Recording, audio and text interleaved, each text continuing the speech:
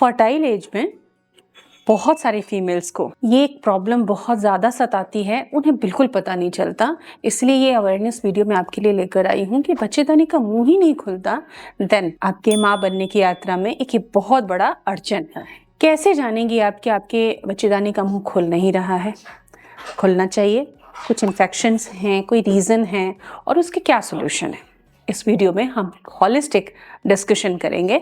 Do subscribers. और हाँ, अब आप हमसे डायरेक्टली जुड़ सकते हैं। आप अपने कमेंट का प्रॉम्प्ट रिप्लाई ले सकते हैं। इस वीडियो के नीचे एक ज्वाइन का बटन है, उसे आप टच करें और प्रेरणास फर्टिलिटी केयर की कम्युनिटी की मेंबरशिप को ज्वाइन करें।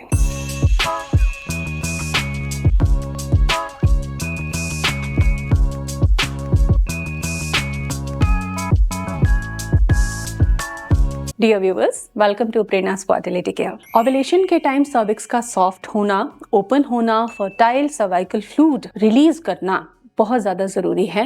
ये आपके अच्छे हार्मोन की हेल्थ भी बताता है और माँ बनने की यात्रा के लिए आपका शरीर तैयार है, इसका भी इंडिकेटर होता है।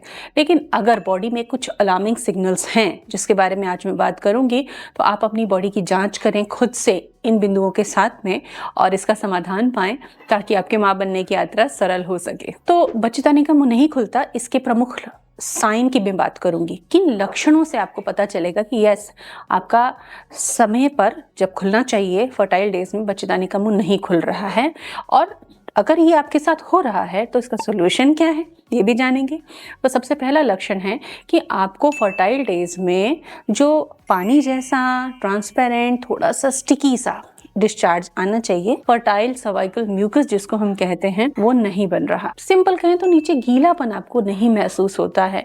तो यूं समझ लीजिए कि आपकी फर्टिलिटी डाउन है। इस समय आपकी निचले अंग वजाइना ड्राई रह सकती है। फर्टाइल सर्वाइकल म्यूकस नहीं बनने से स्पर्म भी एग तक पहुंच नहीं पाते हैं, क्योंकि वो एक माध्यम होते हैं स्पर्म्स को तैरने का, और वाइट डिस्चार्ज हो सकता है उस समय आपको, या फिर ड्राइनेस रह सकती है, थोड़ा आपको खिंचाव लग सकता है। ये एक अलार्मिंग साइन है। इसका अर्थ शरीर में एस्ट्रोजन का स्तर सही से नहीं बन पा रहा है।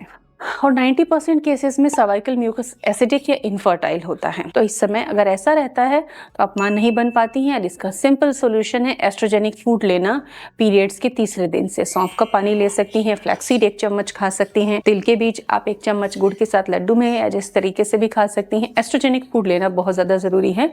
पर्याप्त पानी पीना बहुत ज्यादा जरूरी है। साथ ही आप 1000 mg तक की मैक्सिमम 1000 mg तक की ओमेगा 3 की कैप्सूल्स भी यूज कर सकती हैं। और ओव्यूलेशन से 3 दिन पहले अगर आप कुछ और इंटरवेंशन करना चाहें तो 1 चम्मच घी को आधे या 1 कप गुनगुने पानी के अंदर स्टिर करके घोल के अच्छे से और आप पी जाएं, अगर आपको लिवर इश्यूज या कोई और कोलेस्ट्रॉल रिलेटेड इश्यूज नहीं है तो। दूसरा जो अलार्मिंग साइन है, इंटरकोर्स के दौरान आपको पेन होना या फिर सर्विक्स में टाइटनिंग होना, वहां पे आपको स्टिफनेस टाइटिंग होगी। जब आप फिंगर टेस्ट करें, यदि आपने मेरा फिंगर टेस्ट वीडियो नहीं देखा है तो जरूर देखिए। फिंगर टेस्ट करके अपनी सर्विक्स के बारे में जानना जरूरी है, लेकिन हाइजीन और प्रॉपर टेक्निक से करना है, रैंडमली कुछ भी नहीं करना है, नहीं तो आपको इन्फेक्शन हो सकता है। तो सर्विक्स में अगर टाइटिंग है, इंटरकोर्स के दौरान पेन होता है, ये एक अलार्मिंग साइन है।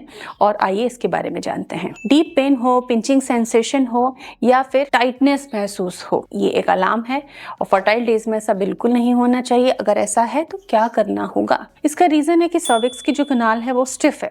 रीजन है लो एस्ट्रोजन, शरीर में पर्याप्त एस्ट्रोजन नहीं बन रहा है। और डेफिनेटली इस केस में एग डेवलपमेंट भी कॉम्प्रोमाइज होगा। आप अपनी फॉलिकुलर स्टडीज भी करवा के जरूर देख लीजिए। High prolactin, thyroid imbalance, thyroid 2.5 के आसपास होना चाहिए। हाई एंड एक्सट्रीम लो ठीक नहीं होगा। तो जो ये स्टिफ सर्विक्स है ना, ये स्पर्म्स को पास नहीं होने देता, बॉडी के अंदर अलाउ नहीं होने देता। अब ऐसे में कंसीव करना कठिन हो जाता है। हर दिन आपको 10 मिनट बटरफ्लाई आसन करना चाहिए। लेग अप विपरीत करनी आसन 10 या 12 मिनट करना चाहिए खाली पेट, और कैस्टर ऑयल पैक लगाना चाहिए। साथ ही आप विटामिन डी, अगर आप प्रतिदिन कैल्शियम के साथ ले रही हैं तो 500 IU ठीक है, अदरवाइज वीकली ले रही हैं तो आप अपने डॉक्टर से डोजेस डिसाइड करा सकती हैं आपके टेस्ट के अकॉर्डिंग।